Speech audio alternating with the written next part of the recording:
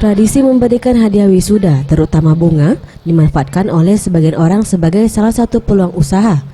Salah satunya yang dilakukan Irawan, pria yang sehari-harinya berjualan boneka ini mulai menjadi penjual bunga di acara wisuda sejak 2 tahun terakhir.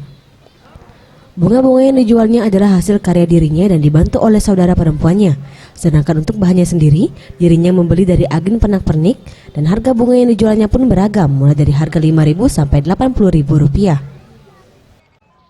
Tidak hanya bunga, Irawan juga menyediakan boneka wisuda dan boneka biasa dalam kemasan parcel dan kotak. Dalam sekali wisuda, Irawan mengaku meraup omset kurang lebih 2 juta serta keuntungan sebesar Rp300.000 dalam sekali berjualan bunga hias. Omset itu bervariasi, tidak baca kita nah ini. Kalau omset itu kisarannya baik Kak, berapa Kak? sekitar 1 juta 2 jutaan lah paling cuma itu lah omsetnya. Ya tentu kan kadang raminya cuma itu, kadang sepi di bawah itu. Dirinya menambahkan selain berjualan pada saat wisuda, dirinya juga memasarkannya secara online. Faradu Satria, Captain Rizky, Sriwijaya TV.